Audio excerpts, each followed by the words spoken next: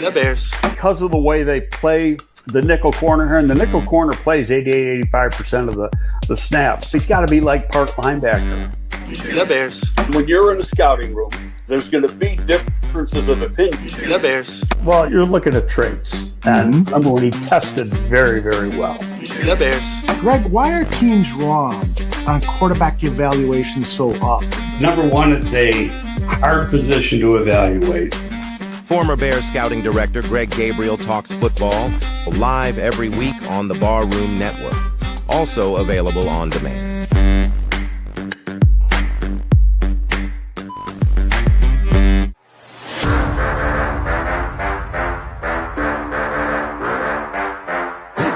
Look, I think it's a good time to be a Chicago Bears fan. There's a lot to be excited about.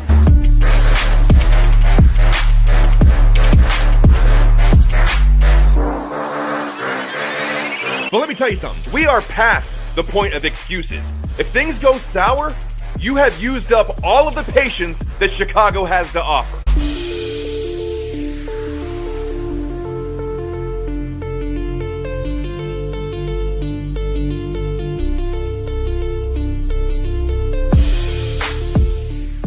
The following program is rated TV MALV. It contains strong language, violence, and nudity. It is intended only for mature audiences.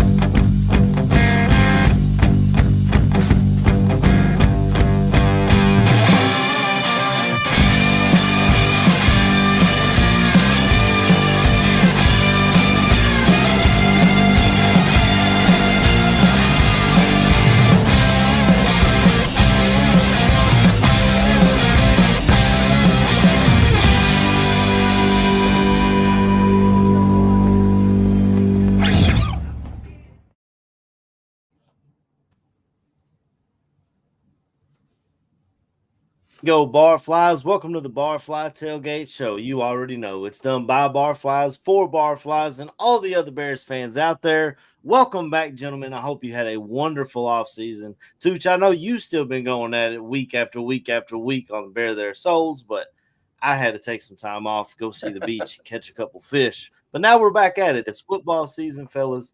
You know, sometime a couple mornings ago, I woke up, there was a little bit of a Christmas in there. Maybe I just got lucky because it was like a cold front coming through, but it felt like football to me. You know, smells like football, tastes like football. We're ready for some football. And the Bears go live today, 1 o'clock, just like a regular, good old-fashioned regular season NFL game. We get the Sunday 1 o'clock slate. NFL Network's got us rocking live. The only thing that I'm missing, Tooch, is number 18 ain't going to be out there. But how y'all doing, man? How was your off season, and how's everybody holding up? I'm doing great. I'm super excited to be here with you three gentlemen. My Bears State of Affairs never stops because there's always news. You know, there's always something going on with our team. Putting out the Bears State of Affairs every week, having fun with Aldo and now Steven Zimmerman. It's been a lot of fun, man. And I'm looking forward to Bears football. Like AC said, it's like for me, it's a noon start. But it feels like fall Sunday Bears football.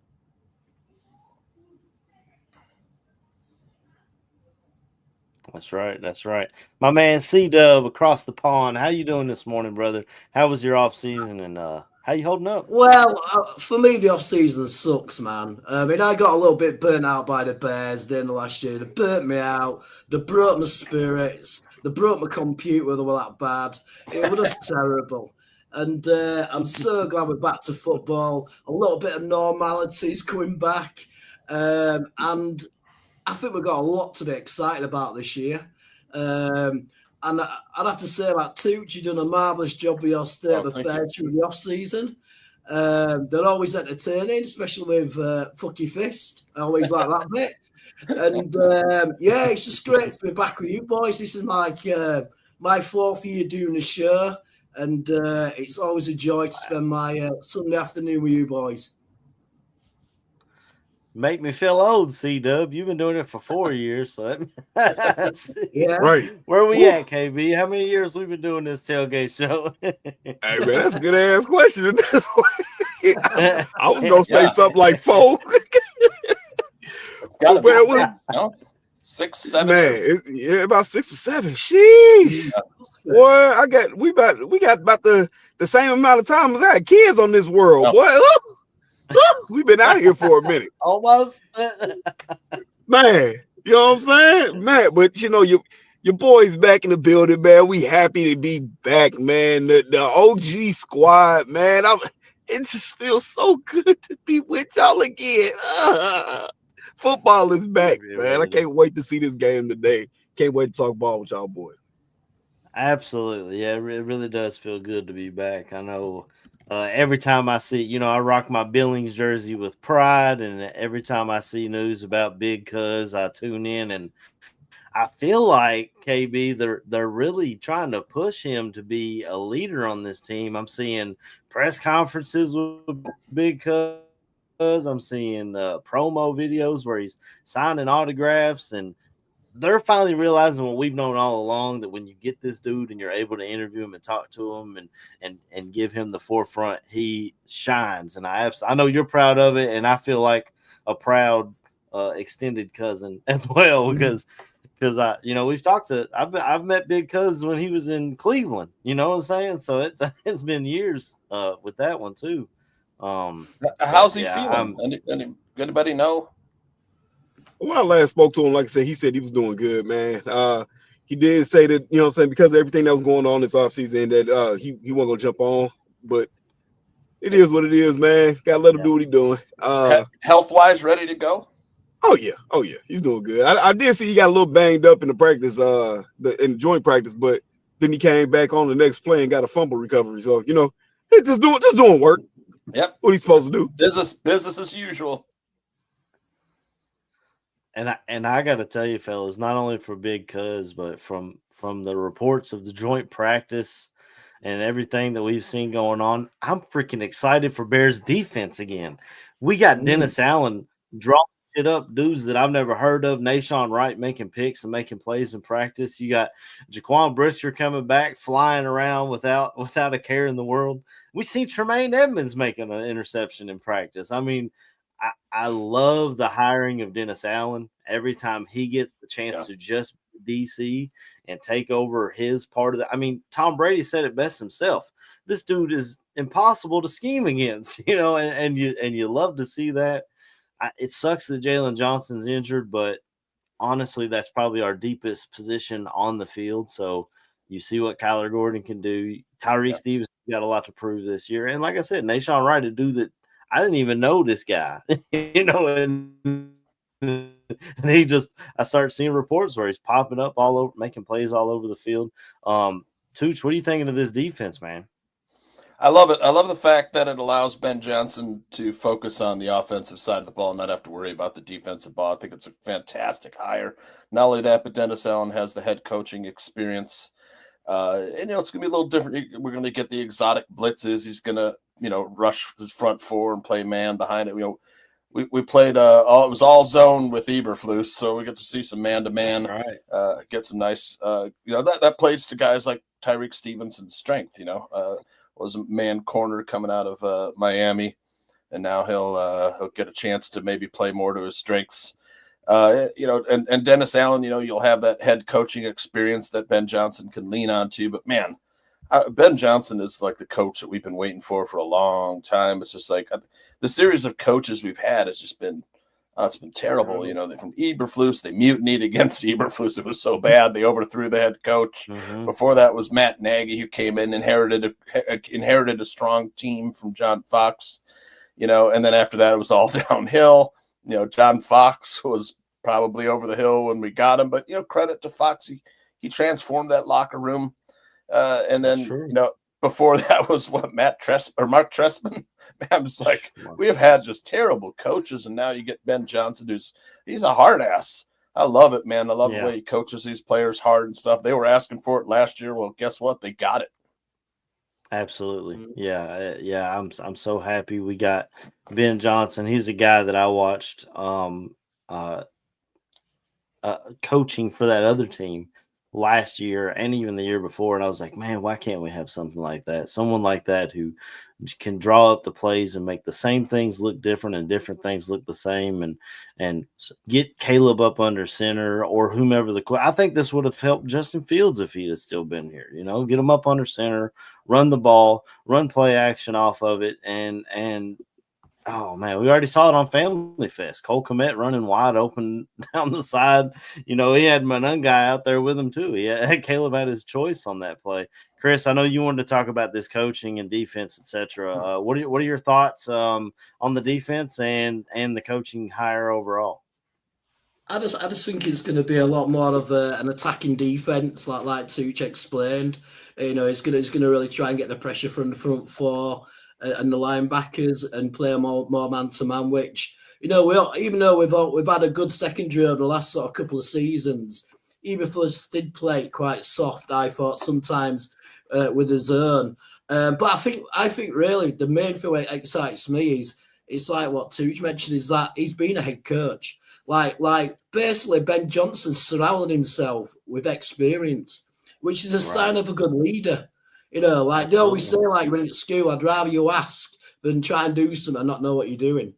And I just find that really refreshing, because I think a lot of coaches, once you get to the NFL level, it's sort of their way and that's it, and they're not really interested in, you know, input from other people. But it sounds to me like Ben Johnson surrounding himself with people who are going to hold the place to high standards, and that's the sort of vibe I've been getting all the way through training camp, is that they won't let anything slip. Any detail that's not right, they pull up the players. Like, you know, one of the first training sessions, Ben Johnson pulled up the starting offense because they either weren't lining up right or somebody jumped offside. And I'm sure things like that didn't happen with Eberflus, because he just seemed to sort of let things slip and didn't hold anybody to a high standard. So, I mean, the defense were that good against Miami on Friday that the Miami Dolphin players were fighting against each other. Yes. That's how good they were, fellas. You know what I mean? So, I'm really looking forward to it, man. I just feel like, especially with Ben Johnson as well, I feel like he's going to be able to manage the game days better than what Eberflus did, because that was like one of his main faults. You know, all them terrible calls and not calling timeouts last year. I think Ben Johnson's got the intellect and the drive to actually manage the whole team when it's a game, you know, through the game. So, I'm just really excited, because I think the defense is going to have to carry the offense for the first start of this season. You know, because you keep hearing through training camp that, you know, the offense isn't getting into any rhythm. You know, they'll have a great play, but then the next play won't be so good. So I think the defense is going to have to step up for the first, maybe initial 2-3 games of the season, so the offense gets into its own stride. Yeah, that's for sure. I guess the Ben Johnson effect, right? Ben Johnson effect. That's right. And KB, just a quick one. Have you had any more children since the start of last season? not since the start. Not since the start. We're out the game officially. Officially out the game. I just thought, you know, KB, we've got another KB coming this year. Nope, that's it. It is done, son. I went to the doctor. Me and him had a conversation, and he went and got the scissors out. Man, we are done. But man, I would say just to piggyback, right? Just to piggyback off of what you were saying, man. I think the biggest thing for me going into this season is the Dennis Allen effect. Just like how we said we have the Ben Johnson effect. And it's like y'all said, man, you got pretty much another head coach. You know what I'm saying? And I think that's huge because it takes the onus off of what you have to prepare for on all sides of the ball. Because hey, man, you know what, Dennis Allen, go do you. You can handle the defense in any way you see fit. I'm pretty sure Dennis Allen will come to Ben Johnson and Ryan Poles and say, hey, man, I like this player, I don't like that player, and you know what I'm saying? That's gonna hold weight because hey, this is this man's defense. Hearing the percentage of man-to-man that's came out of camp is very refreshing to me because I've always been more of a man-to-man guy in my head. It always just seemed like it was more effective. If you have very aggressive corners, why not play press and try to make whoever the wide receiver is beat the one-on-one? That's right. And I feel like that has always been the thing. And then you hear from camp how these boys, and these ain't even the one like the main guys. Like you said, Nashawn Wright's putting hands on people, and it's throwing off the timing. They said that Tua was throwing the spots and receivers weren't there.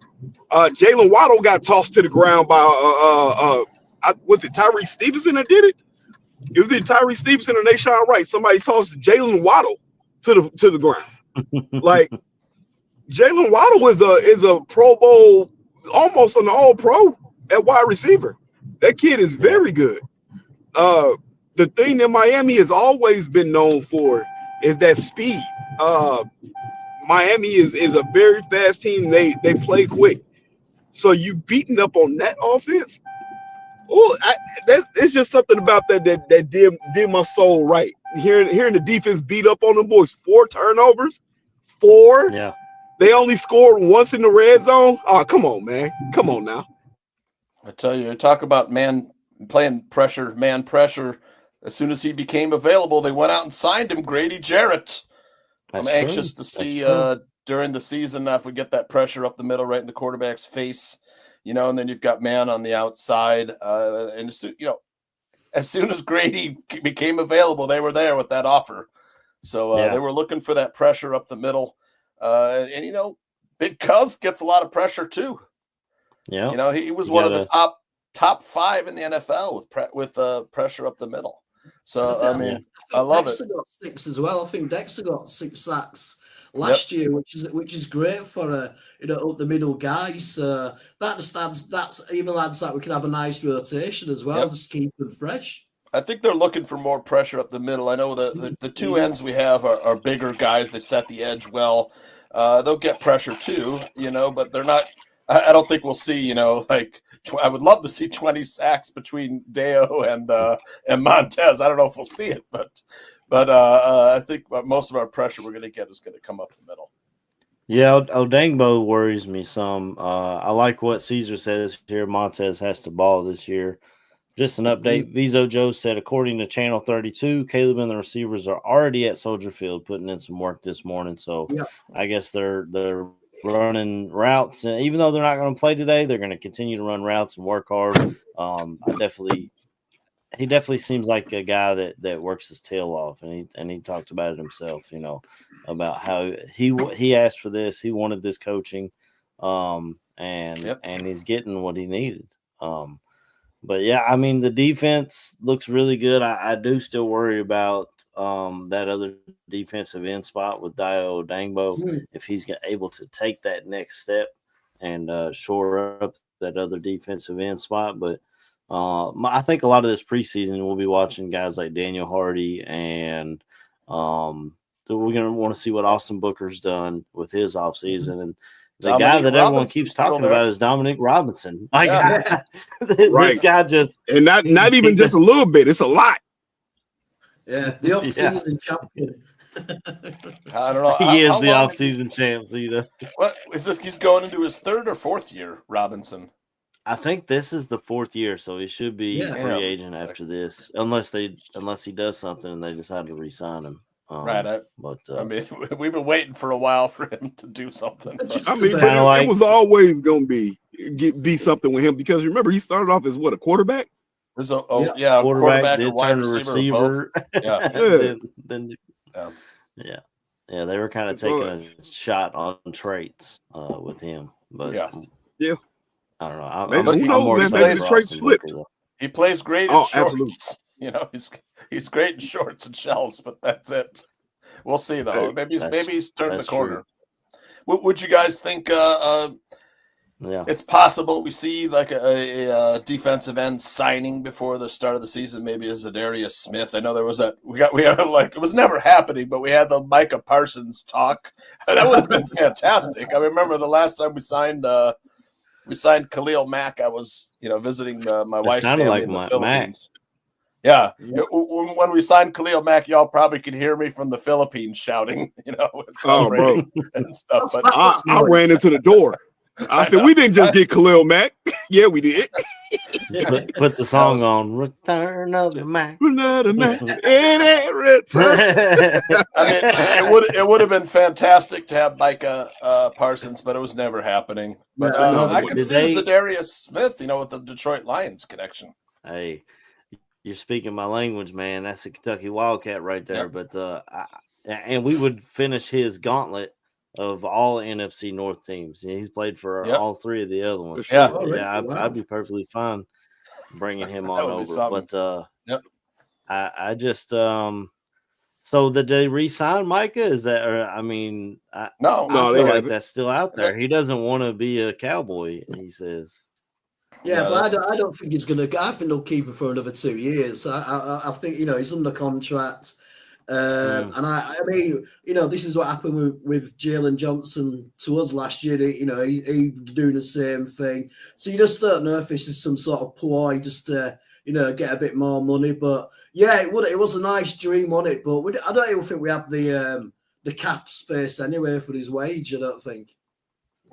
Yeah, that'd be something to look into. I was gonna say, shout out to Bears, Chicago Bears now. Harrison Graham, he broke down how absorbing his contract would work, and it actually giving him what he would want, what was rumored to have wanted. The way they could break it down, his deal would actually been pretty fucking cap friendly, because you would be giving him a bonus this year, whatever, for whatever he's getting, and then you'll be breaking up everything for the next 5 years that you would be paying him. It's just the draft picks it would cost us. Yeah, the draft picks will kill us, because you be looking at pretty much the exact same deal as Khalil Mack. 2 firsts, 2 seconds. Yeah, and it's not out of the realm of possibility. Poles has traded away a lot of picks. We got the Keenan Allen, Chase Claypool, Dan Feeney. We traded a pick for Dan Feeney. Joe Thuney and Jonah Jackson. We've traded picks for players. Hey, I'll trade a pick all day for damn Joe Thuney. That's just, that one don't that one's fine. Yep. Yeah. It's the Claypools, the Dan Feeneys, and the Keenan Allen. Ryan Bates. Ryan Bates. Yeah. Ryan Bates. 1 year rental for Keenan Allen. For 4th round. Right back to LA. Yeah. They used that pick. Yeah, I could tell in that last game when he put his hands in his pockets, he wasn't coming. Yeah. Yeah, they used that pick for Ladd McConkey. Yeah. Do you boys feel like that the Ben Johnson appointment and also sorting out the interior line has more or less saved Poles' job for another couple of seasons? Because when you look at his win-loss record, it's horrendous. And we all know that, he brought the whole team down when he initially got here. But just like some of the names that you would have saying now and the mistakes, do you think that if he hadn't got Ben Johnson, and do you think that would have affected his role or his job? That's a fantastic question. If you guys don't mind, I'll take this one first. Go ahead, man. I think not only that, he's probably good for another 5 years, man, after what he's done. I mean, look, we can knock him for a lot of things we just did for the draft picks, giving up the draft picks. And, for all intents and purposes, he was learning on the job. He was a rookie GM. But he had to oversee a complete teardown of the roster and a rebuild. And this is probably more depth than we've seen in a long time on a Bears roster. They're pretty deep. Like AC mentioned, the defensive backfield is the deepest position. They're probably they're 5-6 deep at wide receiver. We have a great backup quarterback in Tyson Bagent. The offensive line, he rebuilt the interior. So, I mean, yeah, I think his job's pretty safe. This draft looks pretty good. I know we didn't get a running back. I know they wanted Travion Henderson, who by all accounts looks fantastic. Amazing. And this after that news broke, and I was watching little Travion clips and stuff. I'm like, God damn it, we really got sniped there. Imagine how the Bears would look right now with Travion, Loveland. We wouldn't have Luther, but that running game is be deadly, man. That not only Travion a great runner, but he's also a great pass catcher, man. But we got sniped. We ended up getting kind of a poor man's Ashton Genty with Monangai, who by all accounts is doing really well at camp. But at the running back position, Roshan has got a little foot injury, and he was money on the goal line. Now they're looking at Jamal Williams. That's basically Roshan Johnson. I love it. Yeah, of the Lions, guy had 17 touchdowns. He was money from the goal line too. So we'll see what happens. I don't know why they didn't want to sign Jamal. We'll see how Roshan plays out. But Ryan Poles, I think his job is pretty safe here. Yeah, I think when they announced the extension, it was a lot of that because Bears fans and fans of other fan bases that I've seen that do content creation all said, why y'all re-signing this guy? This is his record. Remember, they talked about all the bad trades like you just brought up, Tooch. And but I think the biggest thing was lining him up with Ben Johnson. They wanted them on the same amount of years so they could both build together and continue working together, because if you get a GM in his final year and your head coach is in his first year, then that GM might make moves that's not necessarily good for the long term, but he's trying to save his job. You know what I'm saying? So to line them up contract wise, I think was really good. You talked about the running back. The Patriots took both my first and second round pick that I wanted. I love both of their first and second round picks with the Will Campbell and Travion Henderson. But I mean, they picked before us. There's nothing we could do about it unless you want to go back and miss the field goal against the Packers, which I will not. I will not sacrifice a win against the Packers for another great point. Should have swept them. Should have swept them. Absolutely, KB. KB, what do you think of polls? The re-upping polls. So this is something that I thought was very sneaky. I didn't realize Poles and Ben Johnson knew each other, and I'm just being 1,000% honest. It's always a lot. It's always some coach speak that goes into things. So when they asked Ben Johnson about it, it was always, hey, I was coming here because of Poles type. Type mess. That's a good point. To know that they are lying though. All right, y'all do got y'all Boston College roots. Okay, that's fine. You know what I'm saying? I've gone to school with plenty of people and met them later on in life. We weren't cool, but y'all got the Boston College roots. Y'all seem to have a firm understanding.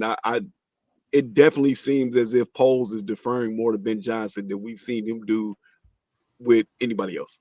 Like it's true. Oh no, I'm gonna let him talk. I'm going to let him tell you about acquisitions. I'm going to let him lead the show. I'm just going to sit in the back and not do shit.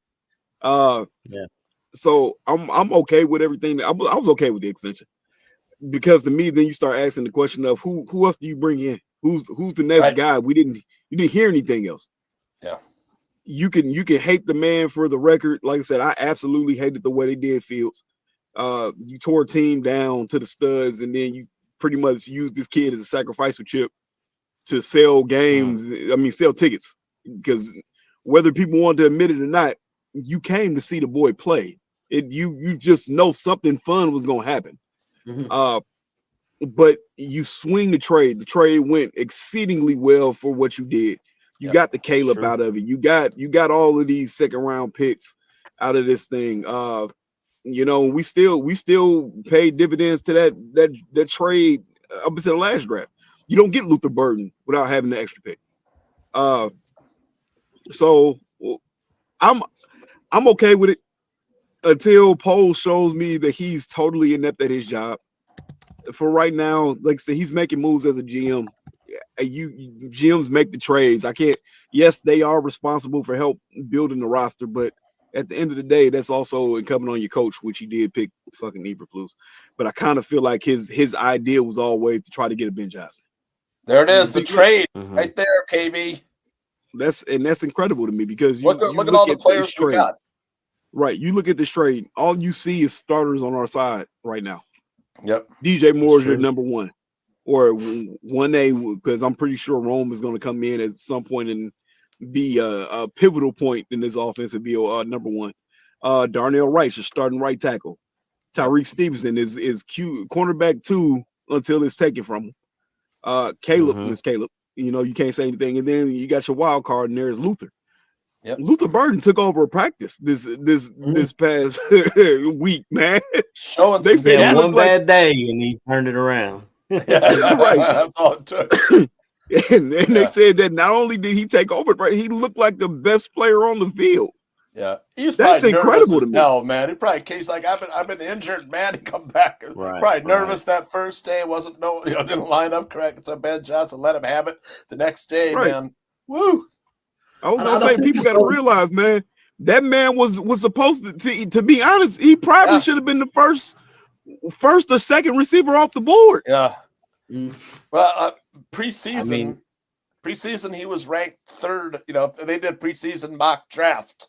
It was like Luther Burden was should have been a number 3 overall pick. Yeah, absolutely. Yeah, he was a guy that after his junior year there was Heisman hope. But he went back to Missouri and it didn't ascend the way they thought he would in his senior year, but he ends up falling to us, and maybe that puts a little chip on his shoulder, and he's got a little something to prove. A lot like Amon-Ra St. Brown. You know, when he got drafted, he remembered how many receivers were drafted ahead of him and used that as motivation to build up on himself and show them that he's better than everyone thought. And I mean, we even saw or heard we heard the draft night story that when he didn't go in the first round, he just went to the facility and worked out, put in some work. You know, that's the kind of guy you want, man. And I'm excited to see how he does. But I'm just ready for some football. You know, Tooch, you got anything else for us? Yeah. Which players are you guys looking forward to seeing the most? I know for me, it's Colston Loveland. I don't know if he'll play, but man, this dude, I love this. The more I watch this pick, the tape, everything, man, this is a wide receiver in a tight end's body. I think we can get that kind of production that they got out of Travis Kelce in Kansas City. I mean, tight end's a quarterback's best friend. So I'm looking for him on third. I mean, Caleb should be looking for him on third down, like all the time, if we're, third and short, just to get that. Like Kelce used to always pick up, man. The dude was always open on third down. So looking forward to seeing him. And, of course, the Boston College connection. You got Ozzie Trapilla, who I know AC liked wanted Will Campbell. But, man, I think we did pretty good with this big kid. KB, you already know, dog. That's my boy. I love me some. We've been talking about it. I think he's the starting left tackle for us this year. Yeah, me too. Yep. Absolutely. Would you guys trade Braxton Jones? KB, you want to talk a little about Colston? Yeah, I was gonna say real quick. Let's go with what Touche just asked, and I'll talk about that afterwards. Yep, go ahead. Okay. I was gonna say would not real trade quick. Braxton. I think you keep him as a. You think you keep him? No, you good, man. Go ahead. You will keep him? Yeah, I think I would. Yeah, I'd keep him. He's got he's not great, but he's good enough, and injuries always happen, and I feel like he can play either side, the swing tackle if need be. And I would hate to trade him and then something happened to our starting tackle, and then you've got one of them, Amagaji, who's often hurt, or insert name of guy you pick up off the Canadian Eagle. Braxton's better than any of them. Right. Yeah. I heard man, what someone you think? said he looks good. Go ahead, Benedict. I was gonna say, C-Dub, what you think about it, bro? I'd keep him because just like AC mentioned regarding, we always seem to get a lot of injuries on the line, but also I'd keep him just due to his experience. you think about the other two guys, like Kieran's, he played one game last year or maybe a couple of games, and he's always injured. Like, I think he's injured now. And Ozzy's a rookie. And the left tackle is so important, isn't it? Especially, that's going to be so important for how Kieran's going to develop this year. So I'd keep him, man. Definitely I'd keep him. What about you? I might be in a little bit of the minority. I've met Braxton Jones. Braxton Jones is a good dude. But if an opportunity came knocking, you got that major injury that happened up in LA with the Chargers, just paying Rashawn Slater and then him being gone for the year. If by the end of this preseason, the Chargers were not okay with that position and they came calling and they were willing to part with maybe a third rounder because, hey, it's a need at this point. I don't have to do you any favors by giving you a low round pick. We know Braxton Jones is an established starter. I would absolutely take the extra pick and give Braxton Jones a chance to go build his stock somewhere else. Because, like you said, listening all the news out of training camp is Trapillo is far and ahead of where he probably should be, and you're getting this kid starts at with the number one team. And it was even I've heard word about them playing both Braxton Jones and Trapillo today. So I was going to ask you that if you were going to play today. Yeah, I heard that in on somebody's pod. They were talking about it. It might have been Pat the designer. Shout out to Pat for all the work he does. Love Pat. So like I said, man, it's certain things you can't teach, man. Braxton Jones is a hell of an athlete, but the one thing that was being said about Braxton Jones is he's not up to where he wants to be playing weight wise, and that already kind of contributes to his one issue that we always had with him. He can't anchor. He can't anchor at all. Yeah, and it's not a shot at him. He's just not a big super strong guy. Like I said, I don't want to. I'm not gonna say he's not strong because Braxton Jones will probably bench press the shit out of me with no problem. You know what I'm saying? So, but his issue since he's been with the Bears is anchoring, which from what people have said, Ozzie Trapillo deals with in spades. He's 6'8", 300 plus pounds. That's a big boy, and they said he's the mountain. Mountain. He's the mountain. They showed pictures of the O-line walking out. He is towering over everybody. Yeah. Yep. The kid is huge, and then they said he's very technically sound. That's hard. Like I said, man, it's hard to be the fucking freak. And that's just honest. That's just honest guy truth. Ozzie Trapillo is a freak of nature. So we're not extending Braxton. I mean, there's no way. Exactly. $15 million a year if you want a minimum. Exactly. And it's just like, man, if you can get something for him, then like I said, I'm not talking about giving him away for pennies. I'm not giving Braxton away for pennies. But if a team like the Chargers calls me and says, hey, we'll give you this premium pick for the chance to have a starting left tackle this year that we feel should be able to protect our guy, because everybody knows, hey, that boy that's the quarterback for the goddamn Chargers ain't necessarily the most non-injury prone either. So I would that's probably about the only way I would pounce on something. That's it. It's time for us to ask for something a little more, as far as draft picks now. It's like we gave away Fields for nothing. I think it was like a conditional 6th round pick or something, or 5th round. And then one game away from getting us a higher pick. Yeah, Braxton was what, a 5th round pick? That's right, yeah. So, I mean, I think you're right. I think we could ask for, a 5th round pick. I wouldn't settle for anything lower than a 4th round pick. And even then, I would feel more comfortable, third or higher. But, man, there's the chat room, man, the Barflies are out, man. I said Neil Stopchinski in there. Everybody's in there. It's just great that they're showing up for a little Barfly tailgate with us. It is. I mean, who do you think they're going to start with the interior of the line today? Do you think they're going to start the number ones, or do you think it's going to be all backups? Or it's a great question. I'm feeling it might be more backups than anything, man. Yeah, I don't think they're gonna. For one, you're not gonna throw Thuney out there. No matter what's going on, you're not throwing him out there. The man's a vet. It's like, all right, bro, no, we're not doing this with you. The Jonah Jackson thing with him coming back off an injury, I don't see them throwing him out there.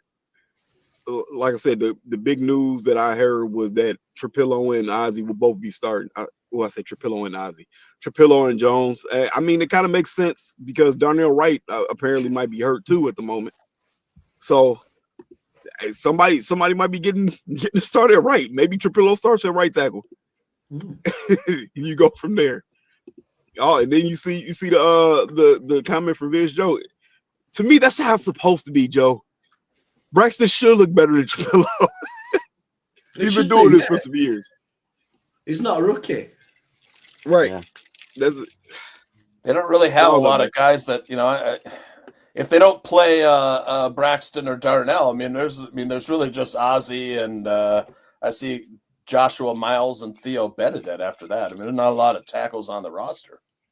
Right. I mean, would you say that we're lacking depth a little bit on the O-line still? That's what we've always said. Yeah, you could say that. Kind of. I think there's a good chance that old Thea, the Canadian Eagle, might make this roster, man. I don't know. Hey, man. The Canadian Eagle makes this team, brother. I'm here for it. I'm here for it. That man stripped in front of people. Yeah. Yeah, I wonder who the starting five is today. That'd be interesting. I was gonna say, man, another sneaky pick, man, that I don't hear getting talked about enough. I've heard his name get mentioned once or twice. The kid out of Michigan State they drafted. Yeah, Luke Newman. Yeah. Yeah. Anything. Yep. Right. I was gonna say the most I've heard is from people throwing his name out on podcasts. But I definitely feel like he's somebody to watch today. I feel like he's definitely gonna get a start. Bill Murray. So he's gonna have him and Bates at guard. Bates, Bill Murray. They got and Bill Murray. I forgot about Bill Murray. Is Bill Murray injured though? Is he injured or is he healthy? I've got Bill Murray. Yeah, I think he's banged up. There's still Ryan Bates, who I guess has looked pretty good. Bates. Yeah, and that was last year the offensive line was in bad shape, and Poles has had some bad luck with players that he had counted on. With Ryan Bates, missing last year, and what was that other guy from Tennessee that we signed? I can't remember. I put him out of my mind, but he was like had emotional problems or whatever that hardly did anything with us. What was the kid's name, man? I can't remember. Lord. Yeah, the guard that we signed. It was a big signing. Yeah. Ooh, I know you made it. The guy that cut, didn't they? And the chat room has it, I'm sure. I can't even remember his name. It's gonna pop back up. He never trained. He just turned up. Isn't that funny? Like none of us could remember his damn name. Hey, chat, man, do us a favor. Remember who the guy is we signed from Tennessee that everybody was like, oh, he's not good. Yeah. Somebody Nate come Davis. up with his name. Nate Davis, yes. Oracle of Hallis had it. J2K's got it too. Nate Davis. Yeah, I can't remember. I put him out of my brain. I was trying. It was such a bad episode. Yes. God. Yeah, that kind of stuff. You can't miss on stuff like that, and that kind of hurt Poles. It hurt us last year with the offensive line. But yeah, I'm looking forward to see. It's hard. I know they say that the starters won't be playing, but you're going to be missing Darnell Wright and Braxton Jones. And the interior line that they've just rebuilt, Tooney, Dahlman, and Jackson. If we're not seeing any of those guys, it could get a little rough. I don't know. Is Miami playing their starters? You guys know? I heard a rumor on that too that they said that they weren't. Okay. I'm guessing they got pretty much their feel from getting their ass whooped from the joint practices. So right. I know Tua's not playing, and you probably want to wrap Tua in bubble tape and goddamn box peanuts. Yeah, exactly. So we'll see Zach Wilson and Quinn Ewers. The Dolphins got two Bears, former Bears on their old line. Yeah, James Daniels. Yeah, that's on the Dolphins, right? James Daniels. Yep. Yeah, James and Larry Borum is a backup there too. So yeah. Yeah. I'll tell you what I'm gonna find a bit interesting is I know it's only a preseason game, and especially the first game, the offense calling's usually quite vanilla. But I just got like this sneaky feeling that Ben Johnson might put in one of his trick plays in just to sort of say I'm here, and I'm sort of I'm the bear, I'm the Bears guy, and it just be interesting overall to see what the offensive scheme's going to be like. I know it's not going to be very technical, but it'll just be good to see how disciplined everybody is. Because, like I said, I watched a few of the other preseason games of the teams, and especially in offense, a lot of teams were quite sloppy. So it'll be quite interesting to see, if the Bears are on it straight away. Yeah, well, it's going to be a vanilla scheme, wouldn't you say, AC? Yeah, I think so. But that kind of leads into what Squeegee's saying here. If they're having issues with pre-snap penalties, breaking the huddle, we've heard in practice they've been having issues getting the snap off on time and all those things.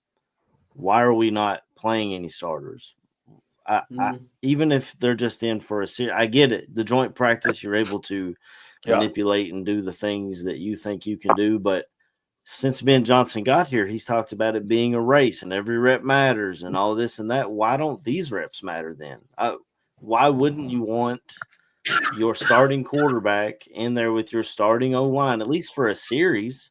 Yeah, just to see how the huddle goes, how they break. There's more noise at Soldier Field than there's going to be, even for a preseason game, than there is at Hallis Hall. I agree. I don't get it, and I feel like an old man yelling at clouds when I say that. I feel like I'm with you. The players should play in the preseason. Back in the day they would. They'd play one series, even up to recently until it got to be the collective bargaining agreement and all this, and then starters, resting.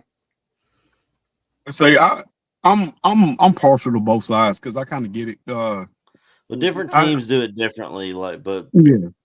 It's like I get it, man. Sometimes you just tell yourself sometimes maybe the risk doesn't outweigh the reward. Yeah, I would. To me, it does make 1,000% sense to say, hey, we'll go out there and we'll get the series. Like you don't. To be honest, you could send them out there and just give Caleb all handoffs if you're really worried. Because let's be honest, that's who you're really worried about hurting. Cool.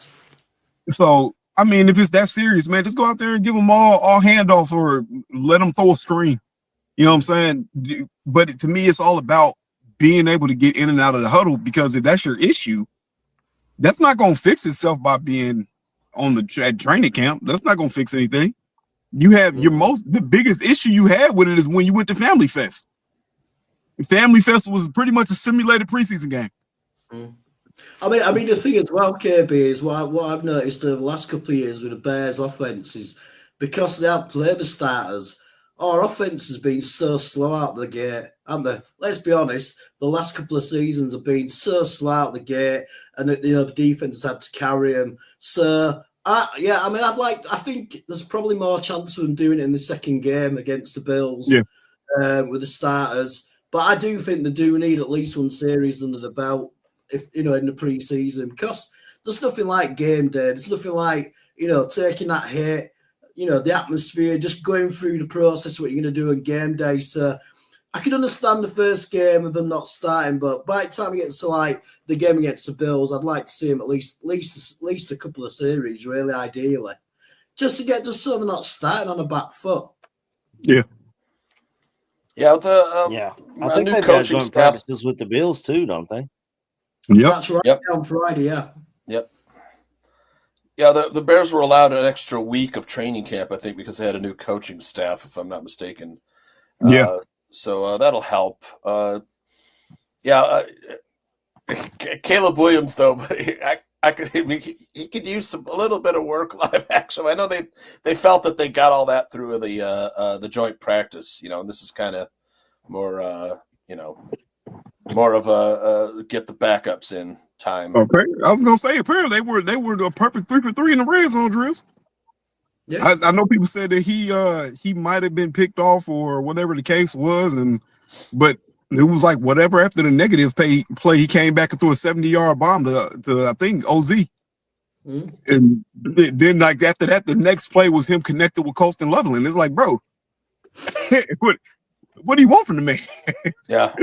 And then there was that viral video, with him throwing the ball into the net. He commented about that yesterday. He's like, look, you got to catch the ball and throw it even if you don't have the laces. It's like fans don't understand.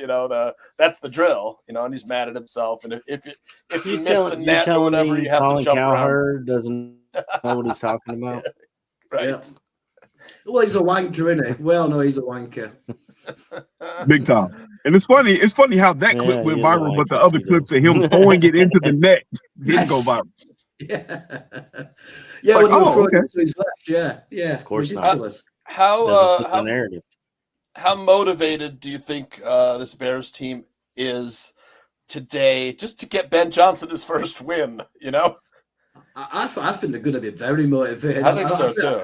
I think Ben Johnson, I think that's going to be one of his strengths, is motivating the team, because I think the players believe in his technical knowledge and his coaching. So I don't feel like they'll have any choice. I think it's first game of the season. I know it's pre-season, but it's at home in front of the fans. It's his first full game in front of the fans as well. So, and also as well, if we sort of dominate the Dolphins on Friday, then the players should be going in with a bit of confidence as well. So I hope so, mate. I hope it's just in the flat game. You can't tell us it doesn't mean anything, right? Yeah. Oh, it does. It definitely does. And I was gonna say this, man, just to go off piggyback off what C-Dub said, bro. If y'all not coming out with that same energy y'all did in that first practice, bro, don't come out at all. Yeah. I wanna see people get dominated. Like I wanna see the defense beat up on whatever offense is out there. I want to see whatever defense is out there. Y'all keep the same energy.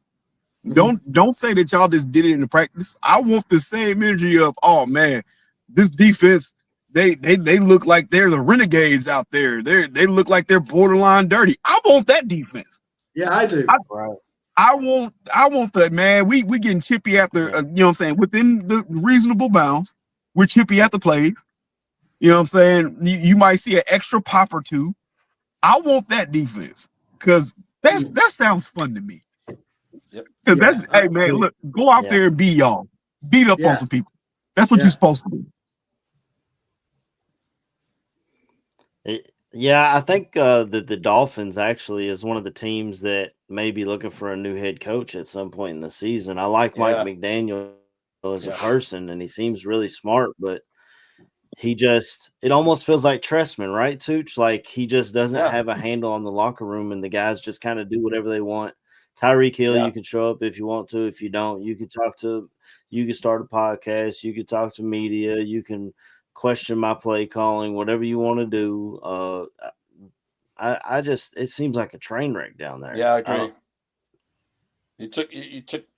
You're cribbing from my notes. But yeah, it seems like the Mike McDaniels is, slowing down, wearing off, growing threadbare. I just think the shtick is wearing thin with Mike McDaniels, and players get too comfortable. With after a while, after 3-4 years, it may be time for a change. I'm with AC on this. Absolutely. I was gonna say, man, if you look at some of the comments that were in from the joint practices, it was a lot of Dolphins fans in those comments saying that they believe the same thing, that they'll be looking for a new coach by the midpoint of the year, which was shocking to me. But like I said, I don't know a lot about the Dolphins. I don't know a lot about their team woes, so to speak. But yeah, you get that sense from the fan base that was in the comments from the joint practice, like, oh, well, typical Dolphins. We getting our ass whooped. Blah blah blah. You know what I'm saying? Mike McDaniel this, Mike McDaniel that. Oh well, damn! I didn't know it was that bad. We better be stout in the middle of the offensive line. They took one of the guys that we like, the big Michigan man, Kenneth Grant. I'd like to take a little look at him. I thought would have liked to seen the Bears, if they had a chance to draft him. But that was a player I liked a lot. The big defensive tackle from Michigan, Kenneth Grant. He's on the Dolphins. They grabbed him in the first round, though, right? First round, first round pick. Middle of the first round. I was gonna say, man, it's something that came out that was interesting, man, and I've been kind of wondering what happened. I said, you guys heard about the Christian Wilkinson pick? Pick incident. We did a little piece on that on Bare Their Souls with them, giving the players a little stinky pinky. Oh yeah, we did. And so I don't know if anybody's heard the news on that. Who's gonna throw it out real quick? Apparently, he kissed a teammate on the forehead. Yeah. Teammate said, "Oh fuck no," and went to HR. HR said, "No, we're not doing that." From all accounts, he's kind of a weird guy. Oh yeah. That being said, I'm sure I've seen some footage where when he's tackling, he's grabbing all the people's dicks. Yeah, I mean, he's been doing this since Clemson. What you said. He had a kiss. Somebody said he had a kissing booth. Apparently so. I've been waiting for this to play out because to me, Christian Wilkinson he's a tank. There was talk about the Bears signing him as a free agent. Exactly, and it's just like, bro, give him some time to find out what really happened. Right? Yep. Would y'all be open to signing him if it all came out? It was just like a misunderstanding. He plays too much or something like that. I've got the tape here. Do you want me to roll it? Big Cuz. Andrew might kill that boy. He tries some shit like that. Be in the locker room talking to him Homer Simpson style. Yeah. I got the video. I'll roll it. It's about 20-something seconds here. Go ahead. He's gonna grab Josh Allen's junk and give another guy a stinky pinky. I'm talking about and if he want the cat, he gotta spend it. He claim he smacked this shit. No, he didn't. Can't be running around the city like we did it. What the fuck? Dropping salt. Why you fucking up my image? Can't let him hit it cause he trying to tell the business. Won't fuck him, won't suck him, can't kiss him. Can't let him hit it cause he trying to tell the business. Won't fuck him, won't suck him, can't kiss him. He gave yo cock grab and twist. Yep. Grabbing Josh Allen's junk, he jumped up right away, man. Oh my goodness! Have you ever seen that viral video, KB? Get him with the dick Which twist. One? Yeah, that's what that is. Hit him all dick. That's what that was. Hey man, listen. Him being that big, be able to do a split. Hey brother, man, Mo, shout out to you, man, because ain't no way. And then dropping it was my nuts. I thought that was the worst part of the video. It was. we dodged the bullet. The music perfectly. Good job, Toots. We dodged a bullet. I think so. Not signing him. Oh my God. I'm sorry, I took us off the rails. That's great though. Yeah, we dodged a bullet there, man. Well, we got another Clemson Tiger in our defensive tackle room that I think I'm pretty happy about. So okay. Oh man, that's where Grady Jarrett played too. So. Yep. Yes. Yeah. He played with. I don't know why I thought he played with. Anything else for us, Georgia? Yeah, we won't see Grady today though. I doubt, right? At all. Yeah. Let's see. Talk a little bit about Justin Fields with the Jets. Looking okay. You know, I mean, what do you guys think? How do you think he'll do this season up there? He's back reunited with Garrett Wilson. I personally think he's going to struggle. I know, like, he scored that nice running touchdown, but I'm sure that he actually had a guy open where he could have thrown the ball to yesterday when they were playing. It was just a nice story when they were like the first game against Minnesota when I came to Chicago in 2023, and it's different when you see it live. It's so different from when you see it on TV. And I would have just thought he was so slow with everything, like his mannerisms, how he controlled the huddle. You know, the first snap of the game, he changed protection and got blindsided from the left-hand side. I still think he's a great athlete, but and also as well, New York's a really hard market as well, isn't it? I mean, you know, people going about Chicago's news reporters, and I think New York's a step up. So, I mean, I hope he does well, but he's not a Bears anymore, so I don't give a shit. I mean, I know it's like, I just honestly, I don't. Once the players moved on and they're not a Bear, fuck them. I don't care. They did some work on their offensive line, AC. What do you think Fields will do up there? Yeah, I love Fields. I got a signed football behind me. I liked him at Ohio State, and I'm not even an Ohio State guy. So I've always got love for Fields and what he was able to accomplish here and what he really wasn't surrounded with here. But I do think we have the better quarterback now as far as quarterback play, throwing the ball into tight windows and making the plays that need to be made. Justin just doesn't have it. But like you said, C-Dub, the running touchdown was nice. It was very nice to see him beat up on the Packers a little bit.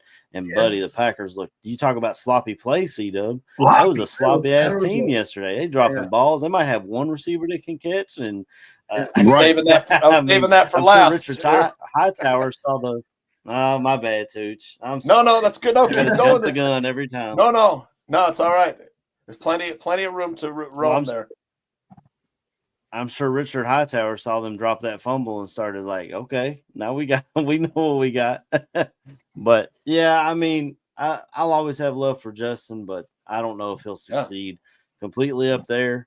He's got Garrett Wilson, which is a great receiver, wins one-on-one battles a lot. But the defense will be something to watch for the Jets more than the offense to me. You get Aaron Glenn up there look what he did with duct tape and super glued pieces together in Detroit, and you give him guys like Quinnen Williams and Sauce Gardner on the outside, man. I think they could do some work on that defense, but I think they'll be decent. It just won't be like oh man, the Bears missed out on Justin Fields. I don't think we'll see that, to be honest. KB, y'all. First of all, y'all know. Like I said, Fields. I don't care if he's an All-State guy. Fields is my favorite player. Like the kid was electric. Do I feel he'll succeed? In my honest opinion, I do. I honestly said, I told this to a friend I was talking to. I feel like they'll finish second in that division this year. I don't think the Patriots are better than them. I do not think the Dolphins will be able to compete with them because of their defense. And you're not going to unseat the Bills. That's out of the question. I absolutely believe he's going to have a career year, but I feel the career year is going to be because he makes it throughout all these games. My reasoning behind me saying he's going to succeed is because he has a coach that actually seems to believe in him as a player. You have the running backs up there. They drafted Braylon Allen out of Wisconsin. You got what's the running back that everybody was like, oh my God, they're going to trade him? Breece Hall. Breece Hall. You got Breece Hall. They don't have a guy at tight end. They have multiple people, but they have enough decent players at tight end. You have Garrett Wilson, who he has a rapport with because he played with this kid. So I feel that he's going to succeed, and they'll probably end up being the second best team in that division. Do I say that equates to them making the playoffs? I don't know. That part I can't say. I do feel like he's going to have a career year. And by the end of the year, we might be looking at him as maybe a quarterback that's in the top 15. But he's always had the talent, and to me, he looked decent yesterday. He was doing something that we said he never did in Chicago. He was going over the middle. Yeah, but PB, I watched it yesterday. Don't you think he's still got that really long wind up and that slow action when he absolutely. I'm still not a fan of his mechanics when he throws the ball. I feel like the kid that came in behind him and was throwing it had better motion. So he's not, like I said, he's not a natural thrower of the football. It's evident at this point his mechanics aren't refined enough to that point where that's what he is. Can you run him like somebody would do a Lamar Jackson? Absolutely. Absolutely. Yep. To me, he's right underneath that level of play. I feel like he can get to that level of play because of his talent. Well, I thought KB and I think the Patriots are going to be better than the Jets this year. Just my opinion if we're going on that division. But I thought the head coach Kellen Moore, when he went down to New Orleans, should have made a play for Justin Fields, because I feel like you can almost build an offense the way he did around Jalen Hurts. Justin Fields, in my opinion, can do almost everything that Jalen Hurts can do. But they chose to go with a 40-year-old quarterback and Tyler Shuck out of the draft. So we'll just see how that goes 40? For them. Hey, man, we're speaking on other quarterbacks, man. No, I'm going to say this. Just to throw this out there, since we're talking about other quarterbacks, the Saints are going to ultimately regret not drafting the fucking Shador Sanders. Oh, yeah, I'm sorry. Why? Man. So I said this and I've continued to say this. And it's not even me being no Shador Sanders fan or nothing like that. I've said from the get-go, that man was probably the best pure quarterback in the draft. If he would have came out with Caleb and them, I would have said the same thing still. Caleb was the more exciting player to watch because he's more of a backfield creator. He's gonna run around all day and he's gonna hit the big play. You got Jaden Daniels. He was more a dual threat. The kid could take off and you weren't gonna catch him. He throws a pretty ball, but he wasn't a pure pocket passer. Shador is a pure pocket passer. The kid he throws the ball with accuracy. He might not have the biggest arm. He might not be the fastest, but from pure pocket movement, the second touchdown he threw was absolute fucking beauty to me. I don't care. He fit it between two or three people. And it was stepping up in the pocket, manipulating the pocket. Yeah, it's like a Drew Brees. It's a player like Drew Brees. It was perfect for the Saints. And I'm sorry to say, the Saints are hurting. I went through 5 teams. I felt like they should have drafted that kid. The Colts, you're going to be going into the season maybe starting Daniel Jones. Yeah, don't get me started on Anthony Richardson. You talk about there just ain't 32 quarterbacks in the NFL. Man, that's right. You know, so it's like, man, I get it. Jackson Dart, I guess he played decent in his game. I still would have took Shador over Jackson Dart. You know what I'm saying? It's a couple other teams. I would have absolutely loved to see him win his scheme. I probably. You know what I'm saying? I will hope so. The Browns have who do they have at quarterback? Besides Shador, they have Dylan Gabriel, drafted. Joe Flacco. Okay, yeah, that's right. And they still got Deshaun Watson. Snoop Huntley. Right. Yeah. They got Huntley still too. I mean, they just signed him, but I don't know, man. Like I said, I think the Saints are really gonna regret not drafting that kid. Oh, and yeah. I fucking love it. Yep. Maybe it's part of the plan. Maybe the Saints are gonna tear it all down and restart. They're always in cap hell. The only way out of that is to just sell off real estate and try and tank. I don't know. But hey man, they got on record. One of the Mannings came out and said Arch wasn't going to enter the draft this year. They said that he was going to stay at Texas for 2 years. He sat and waited his turn at Texas. Yeah, learned behind. You don't even see that in college football anymore. Yep. He's not hurting for money. You know, he comes from money. Yep. So yeah, he'll sit there and get his degree. And would he go to the Saints? They say God bless Texas, and I think he's gonna like it. I think he would. Yeah. I mean, he would too. His dad played there. Yeah. Yeah, the teams like the Browns and Jets, they're always, you know, there's bad quarterback situation as the Bears have been. The Jets, you know, the first year they sign Aaron Rodgers, he gets injured, goes down. Then last year, you know, it wasn't the greatest with Aaron Rodgers. You know, before that they had Zach Wilson, who we'll probably see a lot of today with the Dolphins, and then they have Justin Fields. So they're trying it again, you know, with the first round, someone else's cast off, you know, so to speak. You know, Justin Fields, this is his third team, and then the Browns, of course, you know, they tried the big money signing with Deshaun Watson. That did not work out. That was probably the worst signing in NFL history. Yes. You know, the trade or whatever they gave up for Deshaun Watson, one of the worst signings in NFL history. And then the Saints, you know, they've been in quarterback hell since Drew Brees retired.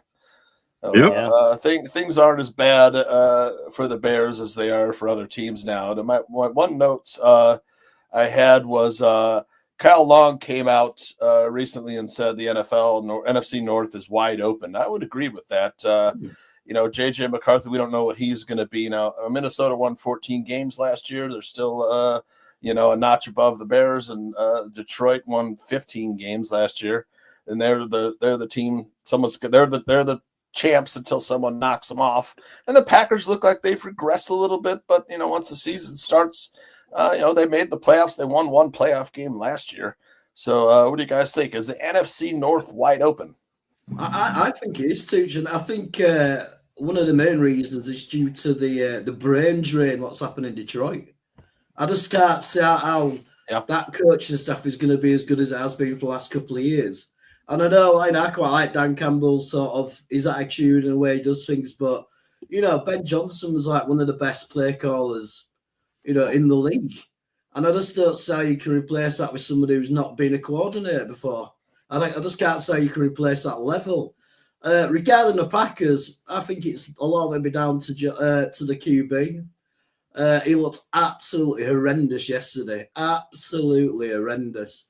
But I think Minnesota's going to be strong again because I really do like their coach. I think he's a great offensive caller. And yet again, it all depends how their quarterback does because obviously he had an injury last year in the preseason. So, he's had but then again, that means he's had a year to watch the game. So, I think Minnesota's going to be right up there. But, I can see it's all leveling up a little bit. Where last year it felt like Minnesota and Detroit were quite far ahead, of the Bears and the Packers. Trapper keeper making a great point there. Yep. We got coaches. Yep. What do you think, KB? Is the NFC North wide open? Absolutely. And like I said, man, just going off like my boy C-Dub just said, bro. Doing a lot of that today. Sorry, man. It's hard to sit there and say that the Lions don't regress in some form or fashion. You lost both your coordinators. You lost your OC who literally ran the offense. He was the offense. Then you lose your fiery guy and Aaron Glenn, who was getting the most out of third and fourth string players. I mean, and you can tell just by looking at the Detroit Lions so far, these two preseason games they've been in, they've looked sloppy. They've looked like they've regressed a little bit in coaching. So I absolutely expect them to regress to the mean. Then also the fact that you lose a Frank Ragnow, that is huge. Huge. That's absolutely huge because who's the guy that steps in for you now? So close to the season too. Yeah, so you got that. You have the fact that the Green Bay Packers are going to go however Jordan Love goes. He's either going he might be the Jameis Winston of the NFC North, where you might see this dude throw 30 touchdowns, but then throw 30 interceptions. They're gonna go however he goes. But to me, the biggest obstacle I would love to say was going to be Minnesota. Because the way you look at it, they're going to come into this. The Bears and the Vikings, to me, are in the same kind of atmosphere right now. 100%. You have two quarterbacks who are just learning this system for real. Yep. JJ did have a year to sit back and watch, but JJ has to absorb them bullets that are going to be thrown at him, a.k.a. the physicality and the speed of actually playing in the NFL game. Did not play. Yep. So he's going to have to deal with that. Caleb has to deal with learning his offense. That's why I said before, and I said this on the pod me and AC had done. He's learning his offense, man. So they're gonna come out slow. But I also believe Ben Johnson isn't gonna sit there and say, "Hey, man, I'm gonna throw things at you that you don't understand during a game." He's gonna say, "Hey, this works to your strength, so we're gonna play off of it." That's what the game plan is gonna be. Mm-hmm. So. I mean, I believe Kevin O'Connell is going to be in the same type of vein. They're gonna run the quarterbacks the same way. But it's absolutely wide open, man. Like I said, right now, I think the team that's going to hold the leg up right now is probably going to be Minnesota to me, and that's just because I absolutely believe that the Lions are going to regress. I'm not going to say they're going to they're gonna lose 10 games or anything like that. But I think they'll be more. They do They'll be have a closer to the veteran middle of the pack. quarterback, though. That's the Yeah. thing that the I said difference. they still got Jared Goff, but you've seen how Jared Goff came unwound in their playoff game versus the Commanders. So, I mean, it is what it is, man. I do think the division is wide open because you don't have anybody right now that's grabbed a firm hold. Yeah, Detroit won last year, whatever. It's last year.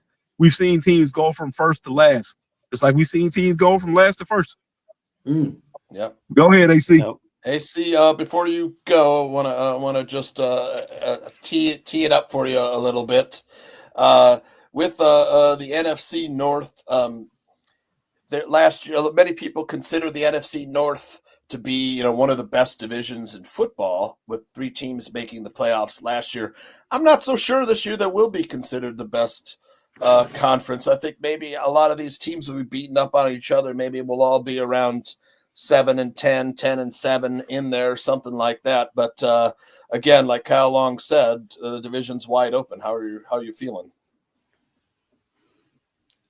Yeah, I think you guys said it perfectly with the Packers. It comes down to the quarterback. It starts and ends with Jordan Love and whether he's having a good day or a bad day.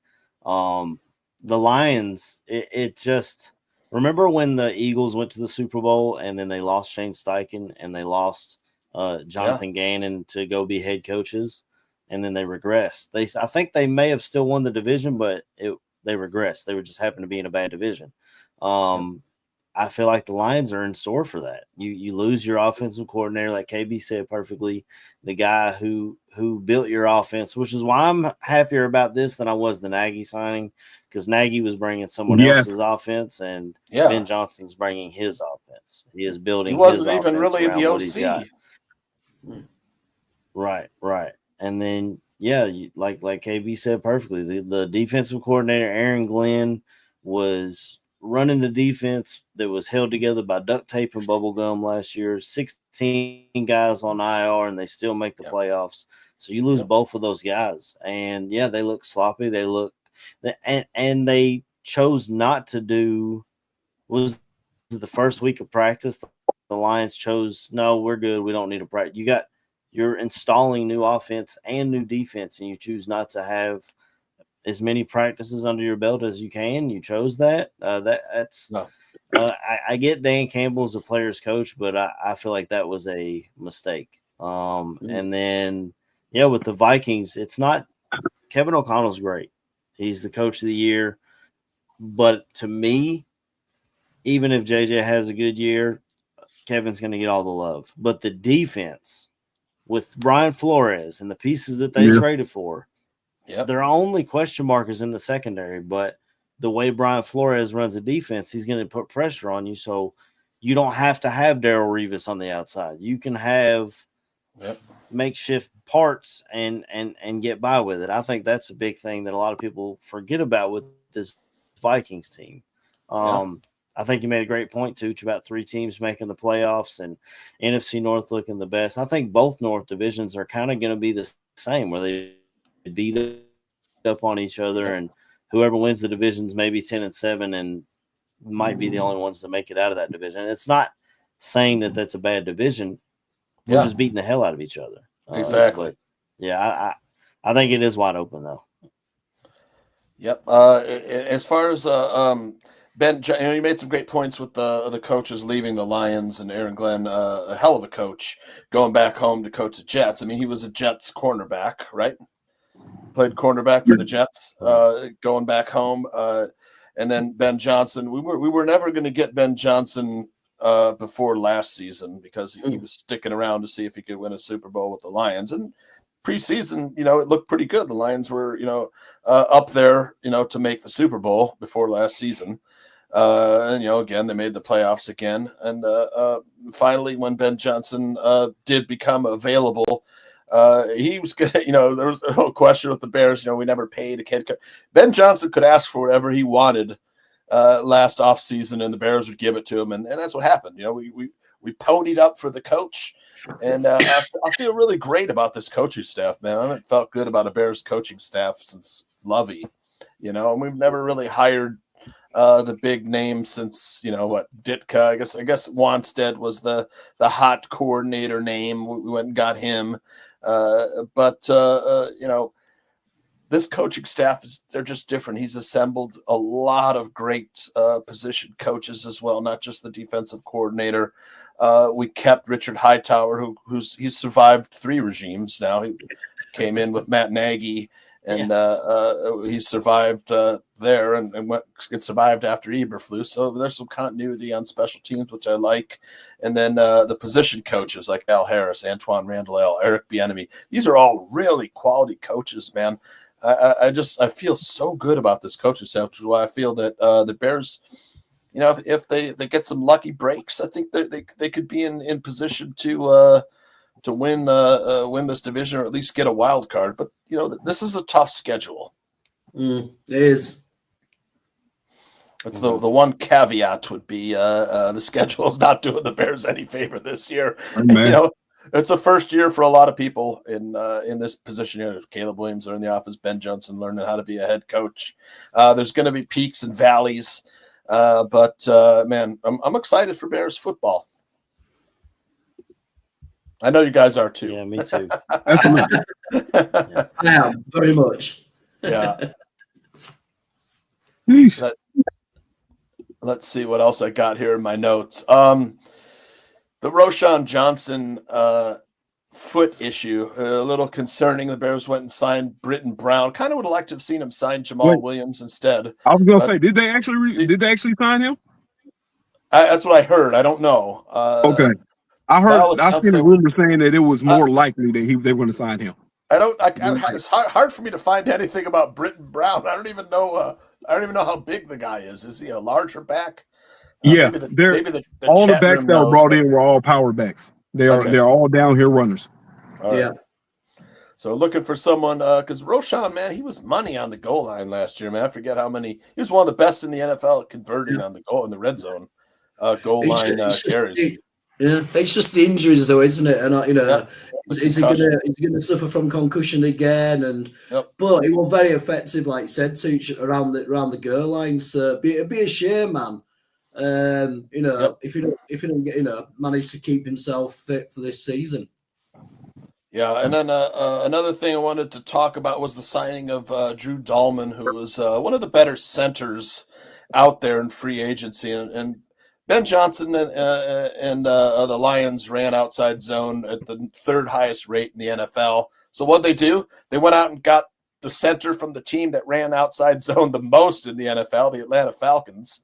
So I expect the Bears to run a lot of outside zone this season in their running game. And we're really going to need that running game this season to be tip-top shape just to take pressure off of Caleb and the pass. We need it for the play-action pass, don't we? Because we need it for the play-action. One of the things what sort of, pissed me off over the last couple of years was seeing the QB always in shotgun so much, so it cut down, a percentage of plays which you could call if you run the center with the play actions. I know that, that's a big thing with Ben Johnson's offense is having the guy in the center. So, and also as well, you can't think how bad our offensive line was as well last year for the running game. They were terrible. So hopefully with the upgrades made on the offensive line, then it's good. People like Swift is going to have a better year. He did have a decent year, I think, especially coming out of the backfield, pass catching. So, it's just really, really. I'm just really excited, man. It feels like fresh air's being blown into Hallis Hall, and it just feels like there's certain standards what are being set, and that's what I like to see. And it feels like we've got a coach who wants to keep people to that standards and ain't going to let things slip. Did you see the size of Drew Dahlman's hands? Look at the hands on this guy, AC. It's like hands are enormous. KB, you ever seen hands like that on a guy? That's good. We don't need them. Yeah, on them dudes that do the slapping contest where they hit you in the face and change your whole face up when they smack you. Yeah. You put them paws on somebody, brother, you ain't going nowhere. Yeah, they made some smart signings on the interior offensive line. With Joe Tooney, you've got that veteran, and then Drew Dahlman, Jonah Jackson. Let's see if it's it's time for a bounce back season for him. We'll see. I think he'll be fine. I think he'll be fine too. All right. Because didn't he have some injury problems the previous year? Yeah. Is that am I right with that one? Yeah. He's also been injured a bit in training camp as well. So let's hope so, boys. Let's hope so. I just want to hope that we can keep everybody healthy through the season. That's the main thing with the offensive line, isn't it? Once you get a few of his starters getting knocked out of the game, then you can see a bit of a drop down in performance. Because it's probably the unit what needs to play together as much as possible to be really good. So hopefully, we've got these new guys in who are going to stay healthy and kick people's asses on the running game. Yeah. I think it'll help Swift too. He was kind of on the chopping block. A lot of Bears fans wanted to bring in Nick Chubb or obviously we wanted them to draft higher, but they end up with Monungai, who looks damn good, I think, for a 7th round pick. We kind of pushed DeAndre Swift away. Well, everybody else is getting the benefit of the doubt from an improved offensive line. Let's see what Swift can do as well. And Ben Johnson knows what he's got in him. And if it doesn't work, we draft Jeremiah Love, and then you sell a bunch of Notre Dame jerseys in Chicago. It's absolutely, it is what it is. It's a win-win. Yeah, I'm trying to think back. Our last show was before the draft, but we didn't do a post-draft show, I think, right? No, we definitely didn't. Did we or didn't? No, we didn't. We didn't. Okay. We did a pre-draft. I think our last show was like April 25th. I want to think back when I'm thinking. But what are your thoughts on the draft? Happy, sad, fantastic draft, or what do you think? At the time, I was indifferent. It was the shock of drafting the tight end. That no matter how it looks now, I think everybody was just like, why? It's whatever. And then the second pick happens and they take Luther Burden. While it was kind of shocking because nobody believed Luther Burden should have still been there. But in the same breath, you just took a tight end who could play the slot. Luther Burden's going to be a slot receiver.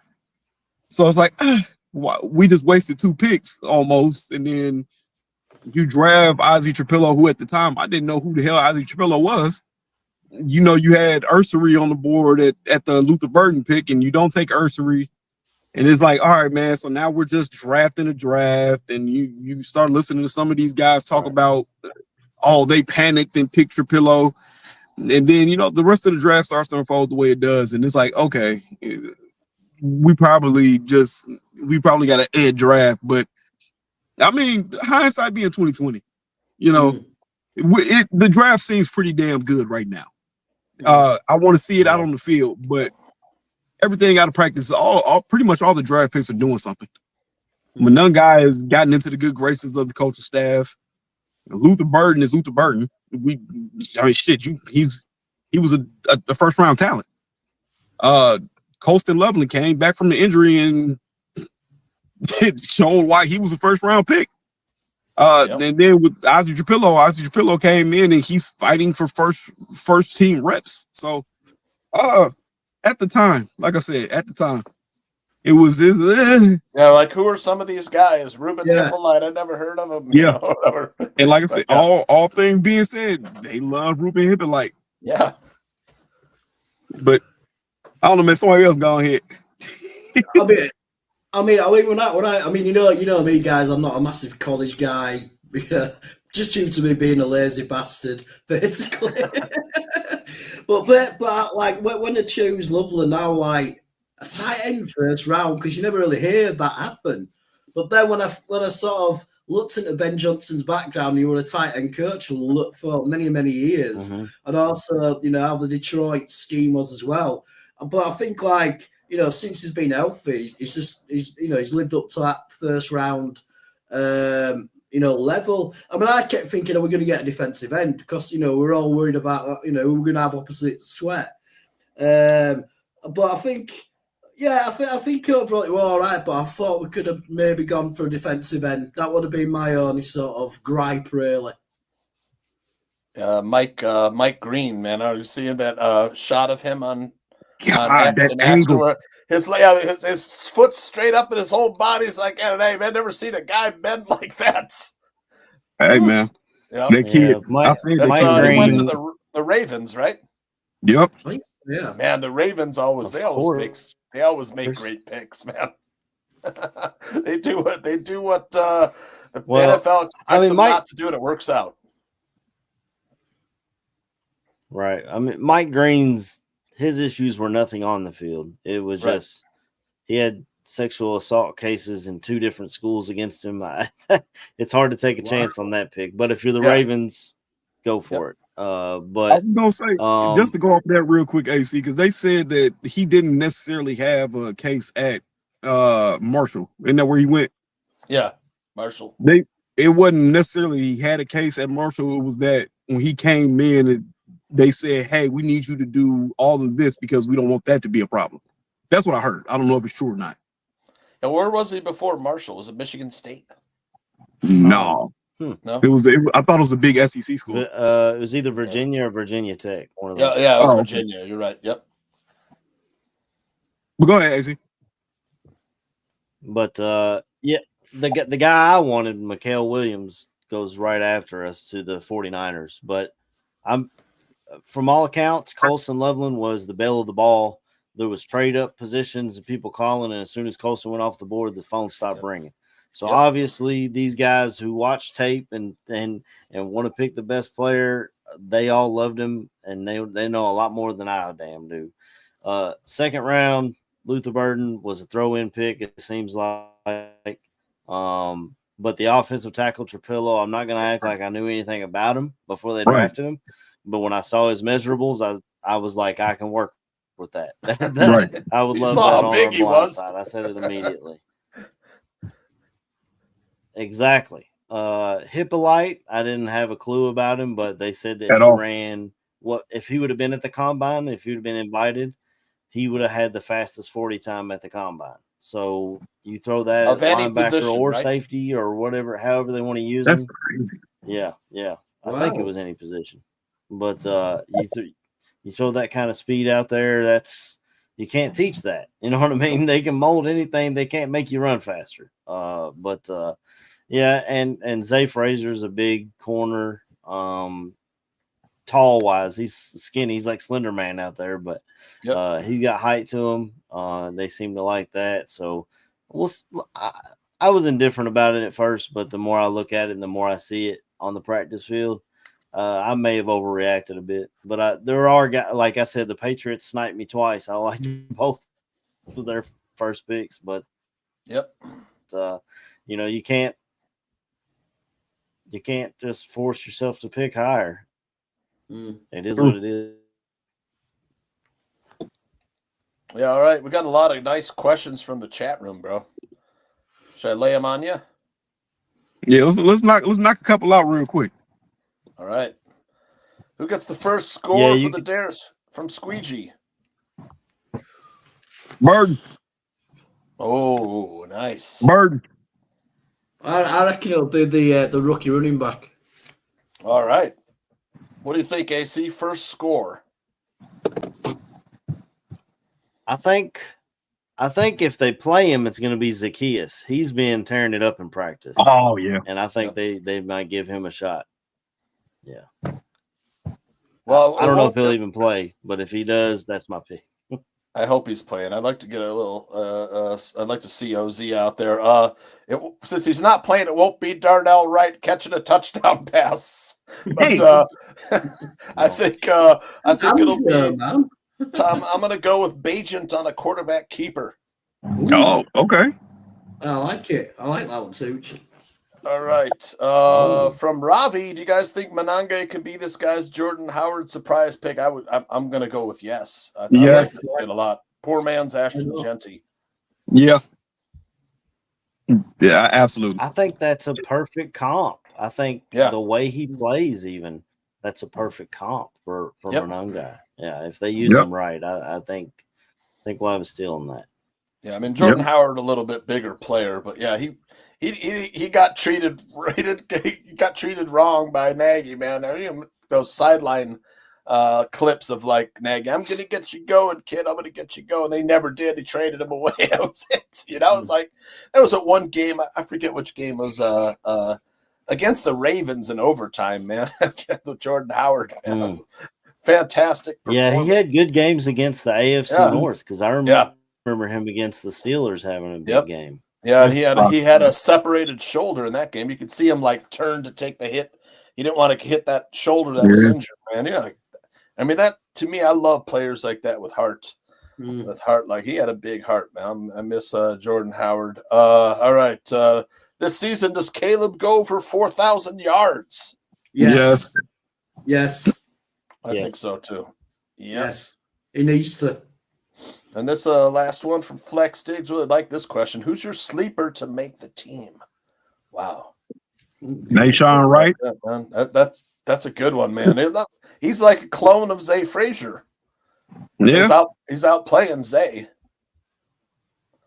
What do you think? Yeah. I think I'm going to go with the interior offensive lineman Newman that they drafted a little bit late. He gives you depth at guard or center, and I think that allows you to make a team. I don't know if I don't know how much he'll play, but I think just to make the team as a late round interior offensive lineman, I think you got a good shot. I definitely second that. ASC. I was sort of trying to think of names, and I'm one of these people who never remembers anybody's names after about 10 minutes after I meet them. So I was thinking, I can't remember anybody's fucking name at all to say to the boys. But I'll go with that one, ASC, because that makes a lot of sense. And I'll go with that one. I'll go with Newman. That is a really good one. I like Vizo J's answer too. Yeah. JP Richardson. Is that that wide receiver? Yes. Okay. You know what? I got another one too. And it's strictly off of his other ability. I think Devin Duvernay has a really good chance of making the roster too. Oh yeah. It's because of the kick returning ability. 100%. It's just because we're so thin at tackle. I'm going to go with the Canadian Eagle to make the roster. I didn't think before the show that he'd make it, but hell, and especially if someone does come, pick up the phone and inquire about Braxton. Right. The Canadian Eagle would be a decent backup. What else you guys got? I like JP Richardson a lot, man. Yeah, I do too. Yep. They've been showing all the clips, and he's got punt and kick return ability too. Okay then. Hopefully he get a lot of PT today. Because I gotta see what the hype about. I'm gonna slide up in that thing. Yeah, we did a little breaking down the roster on Bare Their Souls, and if I remember, I had him keeping like 10 defensive backs. Damn. Just because of the injury attrition at that position. You can never have too many of them, corners and safeties. Right. Is our Shamar still hurt? The rumor is out of practice that they run a lot of dime. So. Yep. Okay. Yeah. Yep. Still injured Shamar Turner. That was a guy I was looking forward to seeing too. It's been, apparently he's got a lot of nasty in him. Yeah. So I was gonna say you hear when he talk. Yep. He kind of remind me of the one boy we signed from the Ravens. He came over. He's defensive end. Can't remember what his name is. Save my life right now. But he came in. It was after we signed the one who was stupid and blew his knee celebrating a sack after he was getting an ass whooped. What was his name, man? Last year or this year? Yes. Was Terrell McPhee? Something like that. Yeah, but it was McPhee with his last name. Turner remind me like of him because McPhee would talk some shit. And Turner came in. Yeah. Hey, man, he was talking some shit. I liked it. Yeah. Let's see. I don't really have anything else. That's about it, AC. Shout out to Ravi. Pernell McPhee, yeah. Yes, Pernell McPhee. Look at Robbie coming in the clutch. What else I'm talking about?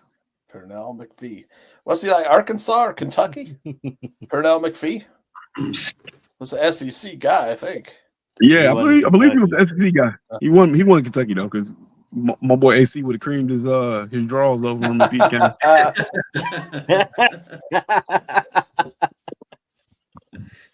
I know my Kentucky guys. So. Absolutely. Yeah, we're going down memory lane now. Fucking fuck. Yeah, that was the guy. Yeah, Lamar Houston that tore his AC just celebrating. What a dickhead. Yep. We'd say Chris would call him a bell end. A bell end, a wanker, and a dickhead. All in one. Especially when you're losing as well by such a large amount. You know, like it were a tight game. That's what made it even worse. But what a knobhead.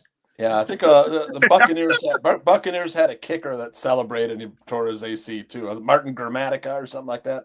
Yeah. Martin Grammatica. Speaking of kickers, I was gonna say, go ahead, AC. I teed it up for you.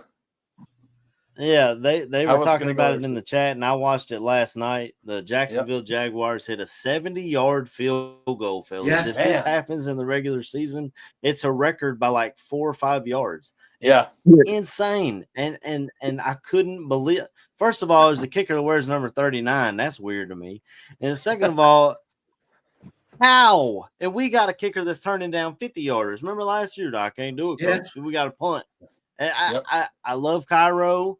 He's accurate, but man, I need to do with a big leg. I just can't. The whole league's doing it. I'm not saying go get the guy from Baltimore who's got all the issues now, but we need somebody that can kick, man. Hey, and I was gonna say, Buddy did the shit casually too, bro. No doubt too. Yeah, man. It's like plenty of room to spare, man. Might be good from 75 yards. Yeah. I said, my man just casually broke the NFL record in the preseason game. Okay, he's making the team. It was as time expired, though. So why not take a chance? So there was 4 seconds on the clock, right? Yeah. Tack 3 points on the scoreboard before they go into the half. Absolutely. But Jonathan Kim, I don't know. That's he's the guy competing with Cairo Santos. Is that his name, Kim? Mm-hmm. Yeah, that's another Michigan State. Right? Michigan State. Any chance he beats Cairo out? Probably not. Maybe that's somebody to watch today. Mm-hmm. Yeah, Chris is right. Yeah, I think they gave him a new contract recently, didn't they? So I can't see it, but I do agree with you, AC. When you have a kicker who's turning down anything over 50 yards in this day and age as well, it's a bit poor, especially when you got, the weather conditions where you can get at Soldier Field as well. How that wind comes off the lake. So, but he's not for too much longer, though. I was going to say, not too much longer. Finally. Yeah. Breaking ground on a new stadium, but they won't have a retractable roof, though, so it will be all indoors. Yeah. Oh, so it's going to be a fully indoor. I think so, yeah. I think they're not going to have the movable. It's just like the one in Minnesota, which has like kind of like a sunroof, so to speak, right? I guess. Yeah. I did find this out about the new stadium, that obviously they want to have other events there like concerts and the basketball Final Four. And the actual roof, they can change the angle of the roof so the actual sound sounds better when there's a concert. That's just amazing. Right. See? Yeah. That'll be an interesting battles. Are there any other battles you guys kind of want to see? And I do have one more question too. Jaquan Brisker, does the guy get another contract with the Bears? I think so. If he stays healthy, I think he will do. Yeah. Yeah. For the simple fact you don't have any safeties really lined up. I want to say yes, but still young unless he gets hurt again this year. AC, I heard you hear AC's voice went a little soft there. I understand why. A little sad. I know. I love Brisker too. You got to stay out of being hurt, man. That's the problem. If he's not hurt this year, then absolutely.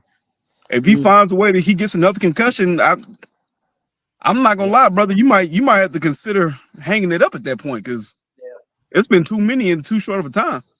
Yeah, that's the only thing that would hold it back is another concussion injury thing. But man, he's like, you see him in practice taunting Ben Johnson. You know, I love the player. Yeah. Go ahead. I love the player and I love the person. I bought his jersey. I mean, so I love Brisker. It just worries me if the concussions continue to add up.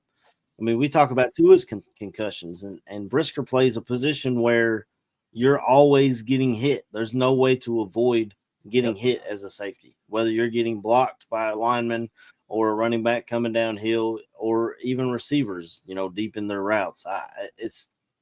I hope he can stay healthy and get a contract extension. And if he can, then good for him. It just worries the hell out of me at that position, to be honest. Well, he's playing for his life, man. Yeah. For this season. So I mean, I got to hand it to the kid. I feel for him. Yeah. What are some of the battles you guys want to see? The left tackle, of course. But any other battles you want to see, Chris, AC? I think the defensive back. The defensive backfield's loaded, isn't it? So it'd be quite interesting to see, who becomes the starters in that group, really, because that's one of our strengths. And like you mentioned, Tooch, it's the offensive line for me. That to me is as important as Caleb Williams' progression this year. It really is. If we can get our offensive line sorted out and people stay healthy, then it's going to help Caleb so much. So I'd say like the defensive backfield and the offensive line. Yeah, it's definitely offensive line for me, but the running back position is going to be fun to watch, see how that plays out. Like I said, I love what I've seen out of Monungai. I love Roschon Johnson coming out. I hope he can stay healthy. He's another guy where injuries might derail his career. And then see how DeAndre Swift bounces back. I mean, this is a guy who had 900 yards last year, and they treat the guy like he had 100 yards and 75 fumbles. I just it'll be fun to watch how it all plays out. But I think that's mine. What do you think, KB? Which battle are you looking forward to watching? I'm gonna throw a curveball out there. I want to see what happens with this last position on the linebacker. You got Hippolyte, who has been apparently oppressed. I heard talk of Noah Sewell apparently having the best training camp he's had. I don't know how much weight to hold to that, but he was somebody that was talked about when we drafted. Maybe he can come off the edge a little bit. So you got him coming off. Ruben. I want to say it was another name that might be out there too for that outside position. But you got your two entrenched starters with Edmonds and Edwards. So who's going to be the third guy to take that spot? I'm interested to see that. Of course, the O-line is always going to be a point of emphasis. Who's going to be that starting left tackle? Does Braxton Jones hold it down for this season, or does it get taken by Ozzie? I say my last one. Shout out to Mo Lester. My last one would probably be D-line. I'm very intrigued and interested to see how the D-line is going to shape up, because the way that Dennis Allen likes bigger ends, like I said, there's a possibility you could kick Gervon Dexter out to play edge on a couple snaps and have Big Cuz and Grady Jarrett in the middle, or you throw Shamar out there when he's back to rush off the edge, or he kick inside and come up the middle. And so it's going to be interesting to see, man. That's going to be a really interesting position for us, is that D-line rotation. Yeah, Zach Pickens, I say he's in trouble, Squeegee. Yeah, I agree too. Yeah, definitely. That I mean, with no safeties like KB said, no safeties under contract for next year. Any safety battle is going to be something. We got Byard and Brisker as the starters, but there's some guys behind him, Elijah Hicks and Tysheen Johnson, who and was it Major Burns? Is that his name? Major Burns? Yeah. So those guys are turning some heads at camp. Out of Oregon, right? Yeah, Tysheen looks pretty good, man. That was a nice free agent pickup. Yeah, I forget who Major Burns and Tysheen Johnson, some safeties that could be sticking around for a couple years here. That's all I got, though, too. Maybe that's all I got, AC. I'm ready to. My wife texted me about an hour ago, said breakfast is ready, so I'm ready when y'all are. Chris, you had full English today? No, not today, mate. No, try to lose a little bit. Well, I've lost a little bit of weight, so I'm trying to keep it off. You know what I mean? I didn't lose a healthy way. Beans on toast once in a while. Oh yeah, definitely, mate. Yeah, definitely beans and toast. It's a cheap meal, man. But yes, sorry, Steve, you wanted to finish us off. I'm not a beans and toast guy. Give me biscuits and gravy. I don't know. I'll take it all. Yep. I had biscuits and gravy when I came over, but it was delicious. I really enjoyed it. Oh yeah, hell yeah. Man, go AC, man. Go ahead and wrap this thing up for us, brother. I guess they painted the end zones navy blue, as what Vizo Joe's saying. So we'll see. We'll close this thing on out though. Like, comment, subscribe to the Ballroom Network right here on YouTube. The chat went crazy today, y'all. I thought we'd be on here and I thought we'd stretch it for about an hour, but here we are 2 hours in and closing this thing out. But we talked about everything. We talked about depth. We talked about the coaching staff. We talked about guys that we think might not make the roster. We're all excited for Bears football, man. Yeah. And Sunday at 1:00 or noon, if you're in Central Time, is football time, man. It's even though we're in the middle of baseball season, it's football season to me. And I think if y'all want to hit your shout outs, I'll start with Tooch, KB, and then Chris, and then we'll close this thing on out. All right. Let's see. For real quick, backups we'll see at quarterback for the Dolphins. There's Zach Wilson and Quinn Ewers, and for the Bears it'll be Tyson Bagent, Case Keenum, and Austin Reed. He is still. I don't know how much Case will even play. Yeah, he might not play at all. Yep. All right. So shout outs, man. I got a shout out, of course, the Podfather. There he is. Podfather for making it all possible. The Podfather. All of the chat room who was fantastic today, man. Chat was fantastic today. And a great turnout, man. I see like 288 people in the live stream. So a good turnout for everybody. And then you guys for bringing it today. Guys, we're all on the same page basically with the notes. So let's get a Bears win. Ben Johnson's first victory, whether it's preseason or not. Hopefully the team is fired up. I don't want to see like a last minute Dolphins victory, pull it out at the end by someone, Quinn Ewers touchdown pass or something to beat us. So let's hope the defense and the offense show up today to give Ben his first win.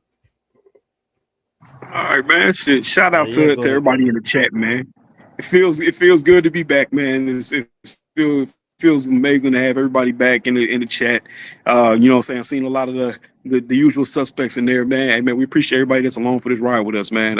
Like my boy said, C-Dub been at this for 4 years, man. We've been at this thing for about 7, and I know my boy Too's been doing it a little bit longer. So we appreciate y'all for showing us the love and then continuously jumping on here on these Sunday mornings with us, and y'all being along for that ride.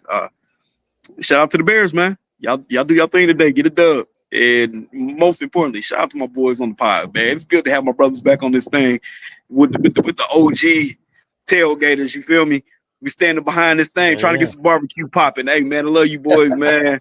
Let's hope the season is a special one. Yeah. Hell yeah. Go ahead, Chris. Yeah, I'd just like to say thank you to everybody in the chat. But biggest thank yous to you boys, man. It feels like a proper Sunday when we're talking Bears football. And I'm so appreciative of all you guys still letting me talk Bears football with you, man. Just want to give a quick shout out that you can catch me on the British Bears on Tuesday, 9 p.m. UK time, 3 p.m. Central. But yeah, I just want to say thank you for the chat, for your continual support, and it's just great that we got Bears football. It's great that we got a game to watch tonight. So love you guys, and it's just going to be a real interesting season, man. It's going to be such an interesting season, I hope. Oh, I agree. Yeah. Definitely check out Chris and his boy doing the British Bears show. That's pretty dope, man. I mean, I guess I'll just do a harmless plug. Me and KB are doing shows with Chicago Sports Podcast on Monday nights. And myself, I know it goes right up against Bare Their Souls, but I do the 12-ounce Crow Route podcast every Wednesday at 9 p.m. Eastern Standard Time. But you can watch Tooch live and catch me on podcasts. It's whatever. It doesn't matter to me. But just we're gonna have to come on when you have a night off from 12-ounce. You have to come on Bare Their Souls. Hey, Steve, that's not what you said before the show. Oh, come on, Chris. You know I love you guys. I missed you guys for real. I love talking Bears, talking about my favorite team.